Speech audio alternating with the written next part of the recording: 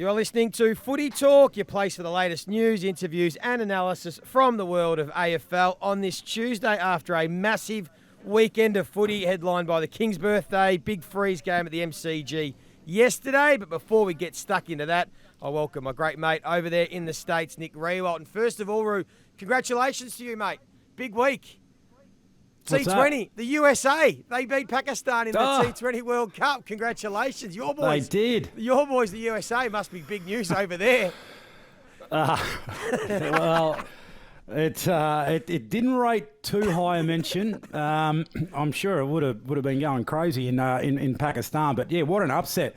I was actually up there last week and heading back up this week. So we, as in PMY, we did all the technology infrastructure out there at Nassau International Stadium. And India-Pakistan on the weekend was absolutely pumping. But you're right, big upset. The US boys, hey, they're a chance to go through now. Come on. They're a chance to go through, which would be amazing for the game over here. Just huge participation. Kids in the streets everywhere you go playing cricket. It's taken the country by storm, Joey. Yeah, very good. I thought you'd be across that, doing some great work there. But hopefully the Aussies can make it through to the finals, and we'll touch back on that next week. We want to get into the footy. That's what we're here to chat about. I know you saw the King's birthday game yesterday over there. What's your thought of the week coming out from the game? Well, it was. It might be a bit of a long bow, and not everyone, particularly back in Australia, might be aware of this story. But there's a girl called Caitlin Clark who's taken the women's basketball world by storm, sort of similar to what Sam Kerr, I guess, has done in Australia with soccer. She's the biggest thing over here at the moment. She's gone into the WNBA. Anyway, she had a bit of a rivalry with a girl called Angel Reese in college, and she's gone to the pros at the same time. And Angel Reese has sort of put her hand up to be the villain in the Caitlin Clark story. And while I was watching the footy on the weekend and in the build-up to the game, there was a lot of talk about Brayden Maynard being sort of the villain in this rivalry and this story because of everything that happened with Brayshaw last year. And it takes a special sort of person to be able to play that villain role. And I'm not saying that Brayden Maynard is a villain.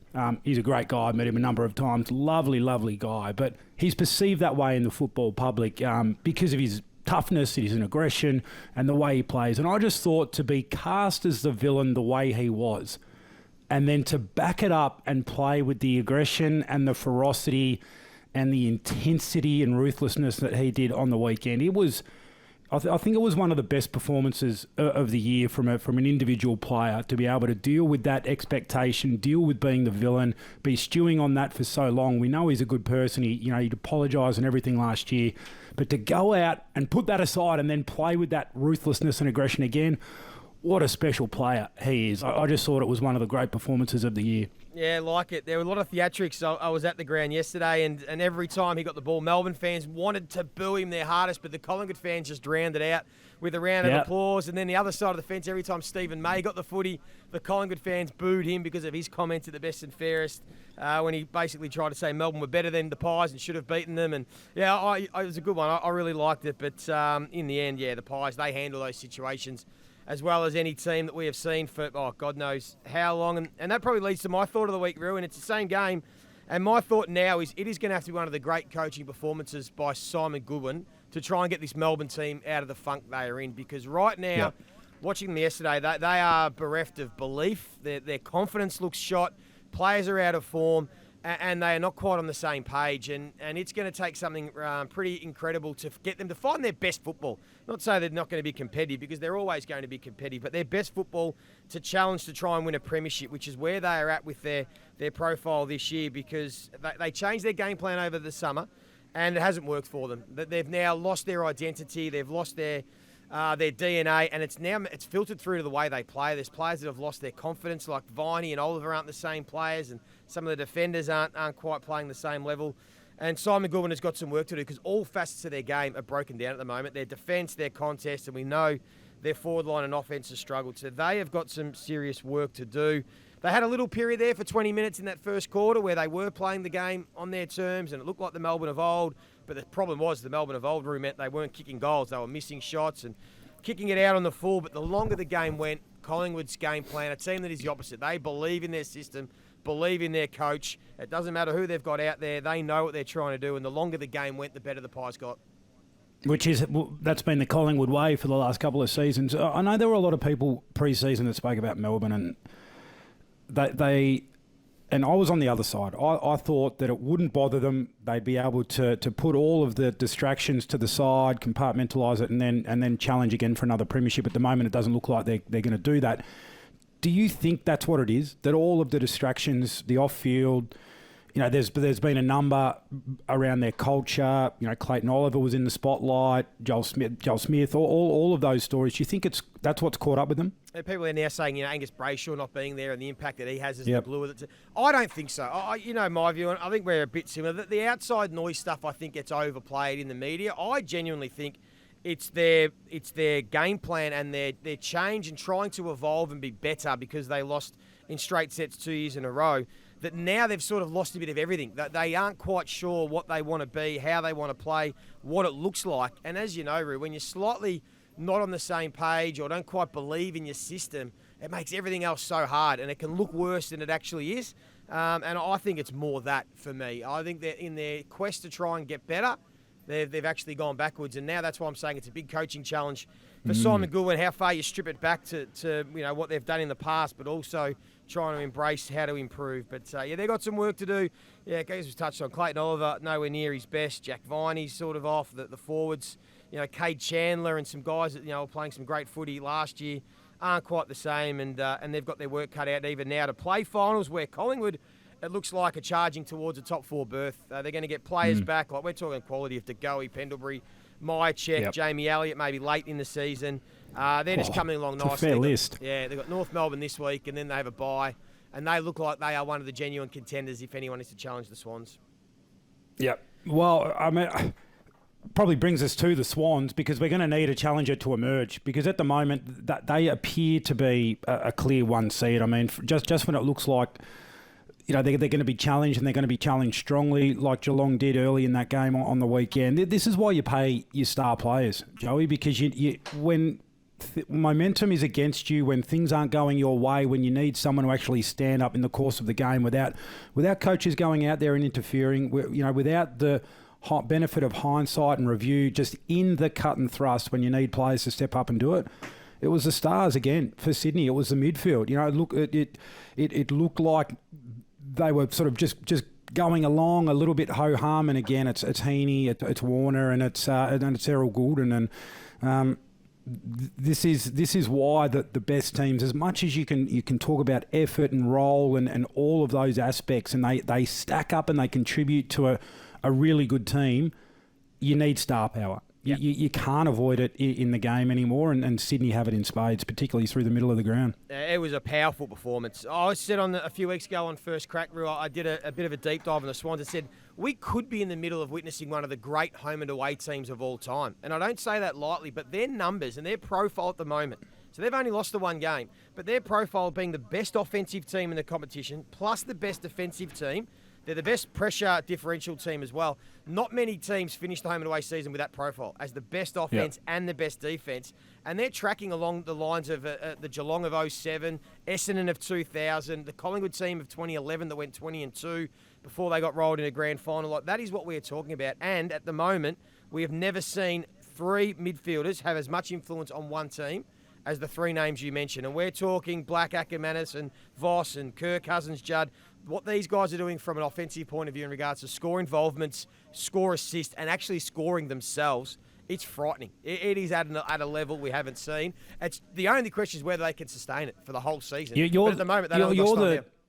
You're the guru, Joey. You're the one that's able to dive into this and actually break it down for us. Because we always talk about, so look at Melbourne, for example, right? So maybe part of the reason they've come off defensively is because they were trying to fix part of the offensive problem. Yep. How can Sydney be so offensively strong, particularly through that middle of the ground with those mids that you spoke about hitting the scoreboard, and not get hurt going back the other way? How are they doing it? Well, they are elite runners, so they do have the capacity to get up and back, but they have such a strong system, behind the ball. So there's always safety behind the football.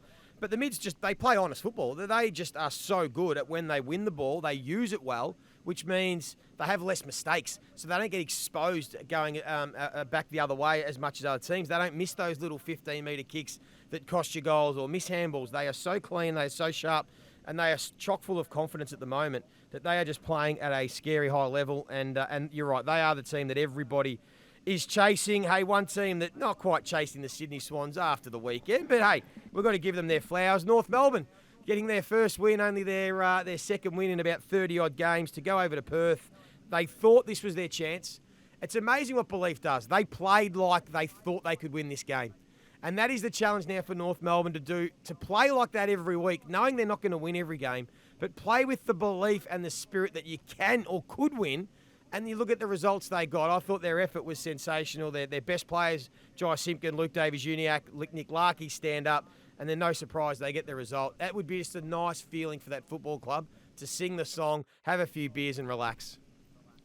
Oh, I mean, everyone involved. So there are young players there that have played a stack of footy that haven't played in any wins. Yeah. And then for the senior players that have been there for a while and been toiling, you know, these are the important little moments that you just hope snowballs into something. So if the penny can drop for one or two that, you know, effort equals outcome, well then, you know, it's a really worthwhile experience. The fear that you have out of these situations is, you know, that it's just an event. And that's the challenge for the coach, for Alistair Clarkson, is to not make going to West Coast, an undemand West Coast, an event. It becomes the week in, week out effort and intensity that we see from a young group. So that'll lie squarely with the coach, that one. But yeah, great for those young players in particular. Great for them to sing the song. Yeah, and last one before we take our first break is the Carlton Essendon game on Sunday night. It was billed as being a massive occasion. 90,000 were there. The Blues got the chocolates. They moved to second spot for me. They probably look like the number one challenger to the Swans at the moment. I know you saw the game. What did you make of Essendon's performance?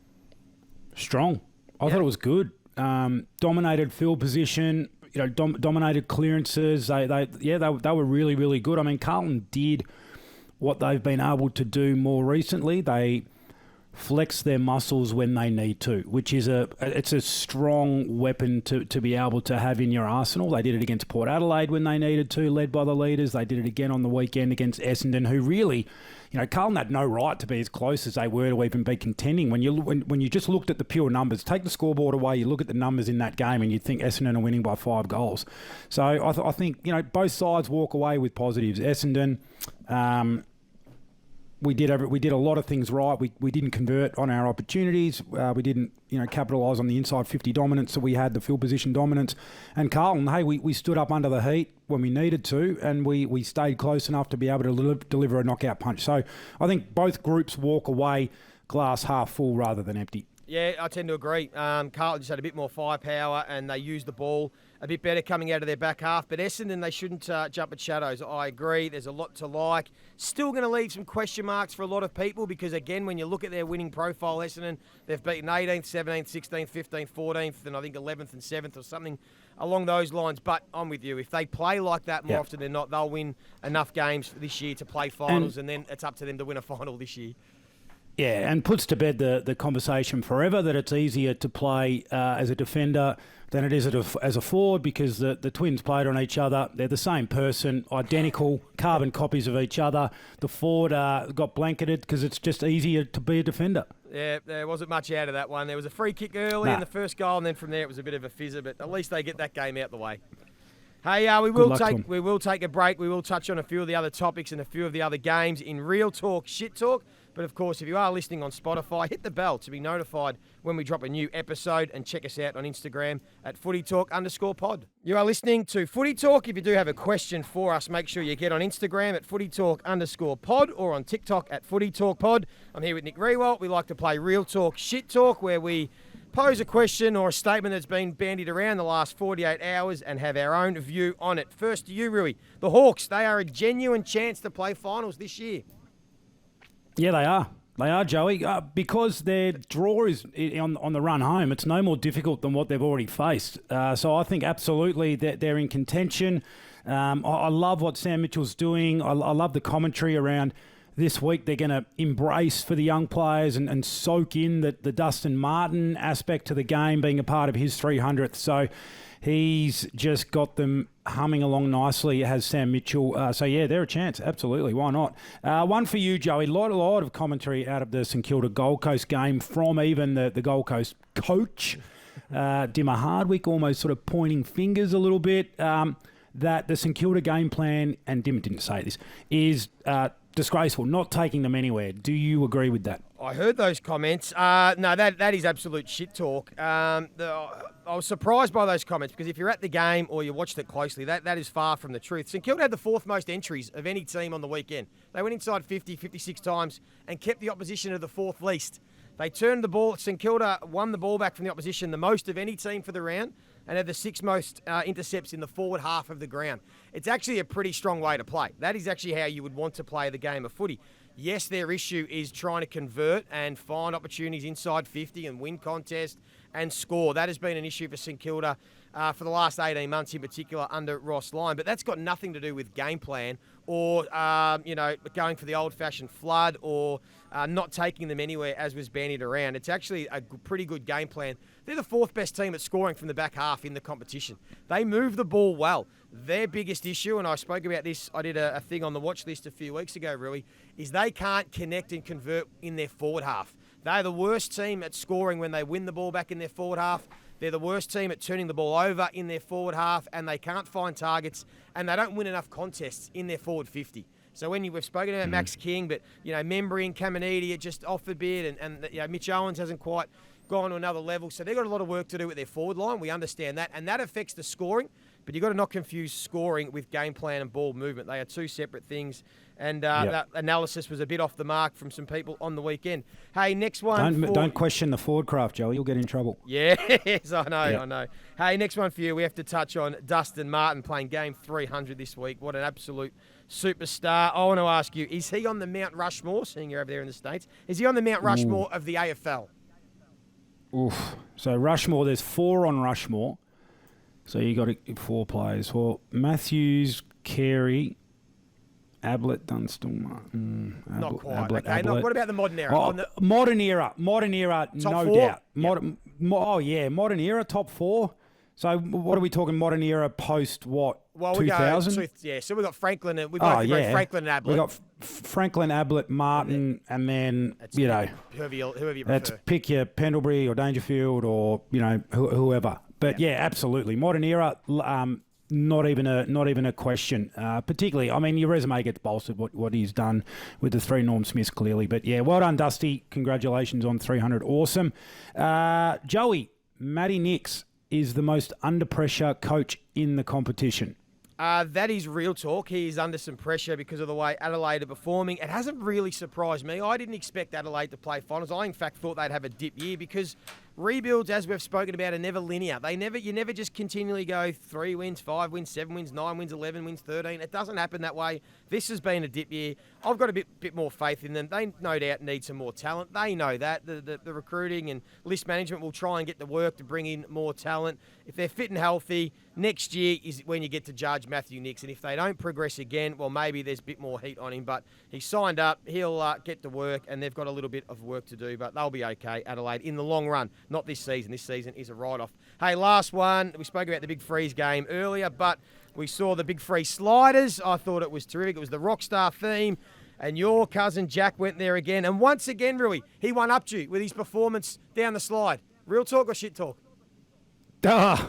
No, that's not accurate, Joey. I actually listened to some of the commentary. Gee, the Triple M boys strafed him. I didn't know. I couldn't figure out what was happening. They went that hard at him. A little bit predictable but if you're going to do it, like a little bit of production value, Joey. Yeah. A little bit of what does Daisy call it? A little bit of Raz or Riz or whatever. Riz. Bit of Raz. Riz, a little bit of Riz. Nothing. So yeah, no, that's shit talk. It might be the only thing I've got one over him on.